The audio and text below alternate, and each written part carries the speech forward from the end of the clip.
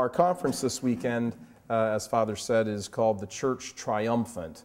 And we've sort of chosen that theme because as we look around the world right now, triumphant is not the first thing that comes to mind.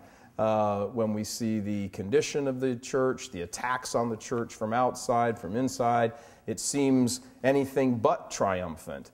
So I think it's a good thing to sort of stop in the middle of the chaos and refocus and remind ourselves that we are called to be in the church triumphant, the church in heaven. He looks at the world, the state of the world, and begins to see things starting to come apart. Now, very few people, to show how the Holy Father is protected by the Holy Spirit, very few people at that time in 1907, and we're talking just 100 years ago, would have looked out on the Catholic world and started throwing up red flags. For most of the Catholic world, and I mean by Catholic world, the lay people, the people sitting in the pews, everything looked kind of rosy. It's like, what problem? What problem? What do you mean? There's no problem here. The churches are full. Everybody stops and says the Angelus at noon.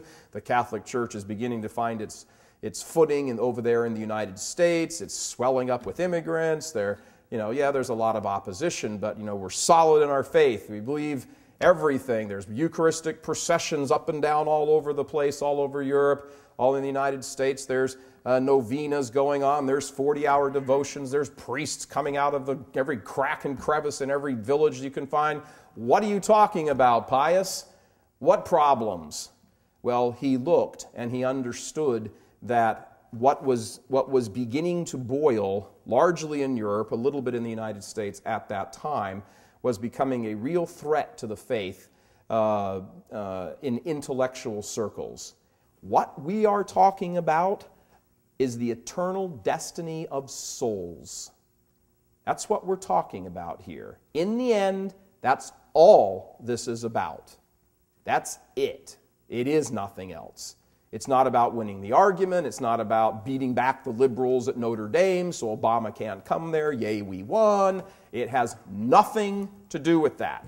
It has everything to do with the truth, because the truth is obscured in an age of modernism, and when the truth is obscured and people do not have access to that or do not even know they should be looking for it, or if they have some deep feeling inside but they just simply don't know where to go, and they turn to the salt of the earth and the light of the world, and they can't find truth there, they move on. When we look at the way that relativism comes into our lives, we have to look at all of sort of the organs of the culture, the organs of a society. How is a society made up? It's made up of a political system. It's made up of an economic system. It's made up of a judicial system. All of these things have become infected in the West. In the last 50 years or so, let's give it a nice round number, in the last 50 years or so, there is not one area, not one cedar plank in the house of the society, of Western society, that has not been being gnawed away at by the secular heresies or ants of the secular heresy. Back in the 1950s or so and earlier, whether there was a formal cooperation between the church and the state, in some countries there was, in some countries there wasn't, but there was at least a tacit cooperation that the church preached, this is the truth, these are the morals, this is how you live your life, and the laws of the state supported that and enforced that. The attitudes of the culture supported that. Even if they wouldn't go vote for the Pope for president, they still supported the moral life and the moral understanding of that. Those days are gone. They are done. And they are not coming back, not in our lifetime. When priests are running in fear, when faithful priests are running in fear of their bishops and the bureaucratic machinery of their chancery or their religious order, something is deadly wrong. something is deadly wrong. This has nothing to do with the sex abuse crisis. This has everything to do with the rot inside the establishment church right now and the corruption inside there that can beget problems like the sex abuse problem that became public, but there's a whole bunch of other problems that aren't so public, that don't get talked about. When you look at the anatomy of the deconstruction of the faith, which is what has happened, when you look at the anatomy of the deconstruction, when you see the plan, like lay out the blueprint and see how this occurred, it has occurred by the placement of a few individuals here and there. This wasn't like a big palace coup where, every soldier, every temple guard all of a sudden stuck a scabbard in the ribs of the king. It was a very gradual thing that has picked up steam to the point now that the good guys are so outnumbered that there's very little for them to be able to do. And as we look around the church today, we see a lived denial of the divinity of our blessed Lord.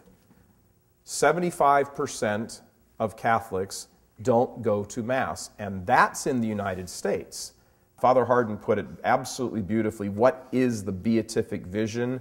The beatific vision, as we describe it, is looking and seeing God in the face. But more than that, it is actually possessing God. We possess God and love Him the way He loves Himself. What a tremendous ability. The angels don't get that the way we get that. It's beautiful. This is the church triumphant. This is the message we get to, that we are united in body of God. We share in this union, not just a quiet, I'm saying some prayers and that sort of thing, but physically present. Jesus Christ is in your body physically at Holy Communion. We receive Him as nobody else can, physically. His DNA, the DNA that sat in the womb of our Blessed Mother and relates us physically to our Blessed Mother. We need to get back as Father Hardin said, get back that first century apostolic zeal, that love of the faith, that burning passion desire, to go out and save the world. That's what we're baptized to do. We need to get back as Father Hardin said, get back that first century apostolic zeal, that love of the faith, that burning passion desire to go out and save the world. That's what we're baptized to do.